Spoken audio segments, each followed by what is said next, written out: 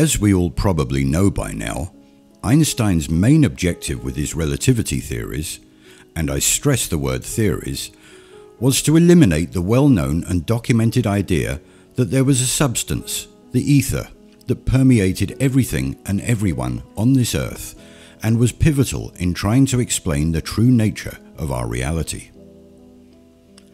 This was obviously not what the elite controllers wanted, as the ether was, and still is, absolutely free to access if one has the right equipment. By the way, the word equipment also includes you, yourself. But what is the ether? Let's look at its definition in Wikileaks' Believe It or Not. According to ancient and medieval science, ether was also called quintessence, meaning the fifth element, and is the material that fills the region of the universe above the terrestrial sphere. That's the Spaceballs definition. So since Einstein's nefarious Masonic ramblings were published in 1905, the idea of an ether has been relegated to the dark and dusty corner of historical failed research and subsequently intentionally forgotten and suppressed. Or was it? By no coincidence, the plane or planet we live on is named Earth, an anagram for ether. Now, why would the ancients find it so important to name the place we live on after something that doesn't exist? Did you know that AOL, America Online's precursor to Messenger, was called AIMNA, AIMNA, which stands for Ether Intelligent Messaging Network Architecture, owned by Aether Systems Inc. Also strange to name a technology and company after something that doesn't exist. As we also know, they love to hide things in plain sight and actually tell us what they are doing in subtle ways. So let's take a look at the world's biggest internet company. Let's search for something on Google. That one is probably not a good example. There it is, right there. Right from Google's inception, this little nugget of information has been visible all the time on every search query. But what does it really mean? The second you hit the enter button on Google search, your query starts its long journey to Silicon Valley and back. From your computer, it is sent to your router or to the plug in the wall. From there, it passes through numerous ISPs, servers, and national backbone routes, underneath the Atlantic Ocean through cables, through numerous servers again, and ends up at Google servers in Silicon Valley. It then sorts through the index of trillions of documents, finds millions of answers, collates them into order, bundles them into a package, and then sends it all the way back again, all in half a second. That's pretty impressive, but also pretty improbable.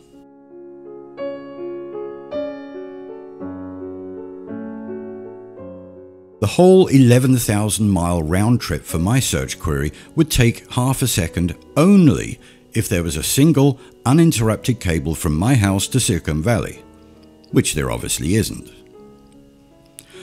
What most people think, as I did, is that the reason these searches come back so fast is because it is cached or saved already in your local area ISP server.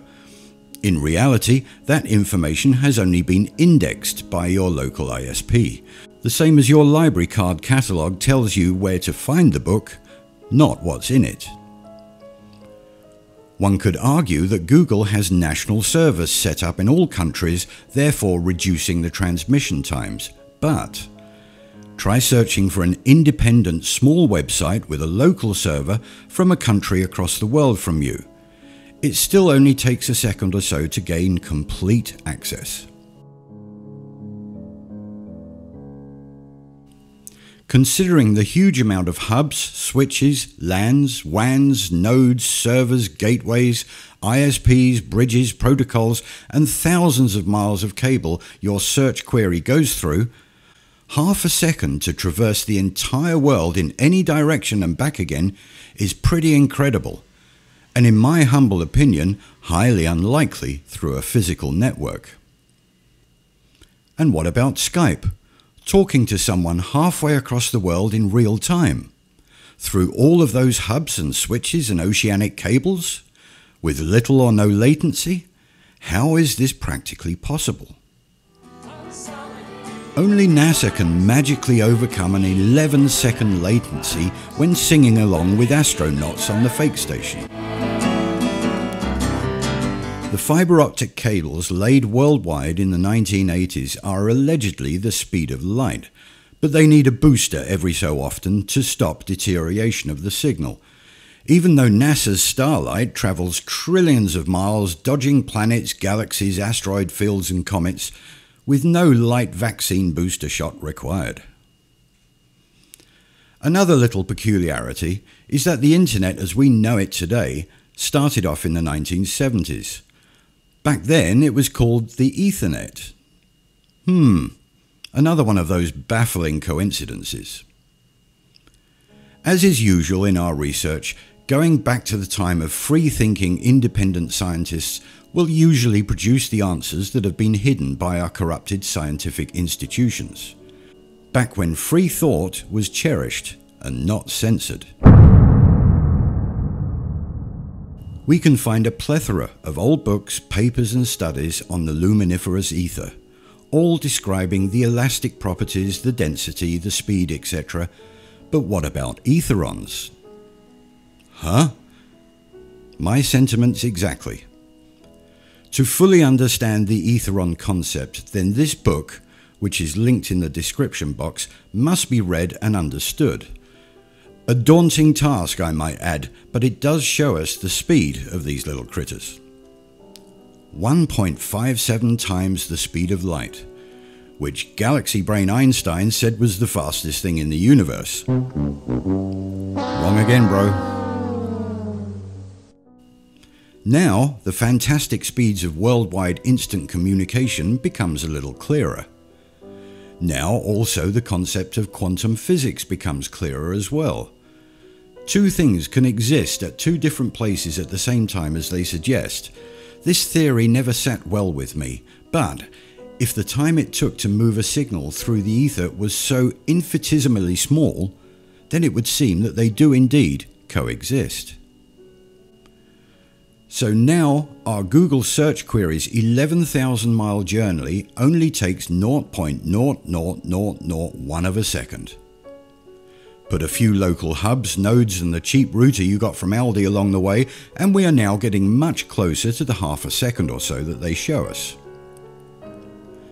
So if we can transmit seamlessly and autonomously through the ether, then why all the networks and cables and stuff? Data harvesting and control. You didn't think they'd let us speak to each other in private, did you? The internet is just the tool that is used to access, utilize and organize the ether. Etheric technology has been with us for decades and has been used by all the tech giants for extreme amounts of monetary gain. Have you ever known who was calling before you picked up the phone? Have you ever had that feeling that somebody close to you is in trouble? And what about the dog who always knows when it's time for walkies? Yes, the dog one has been scientifically studied. Dr. Rupert Sheldrake called this the morphic fields, or the science of morphogenetics, which we propose is nothing more than the luminiferous ether at work.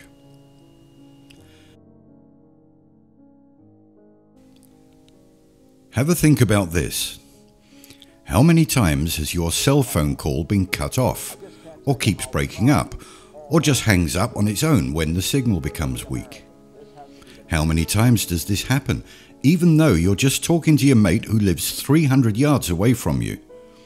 Yet in the background, you're streaming a high-definition 4K movie with 6-channel Dolby audio on your computer with no glitches and in stunningly good quality.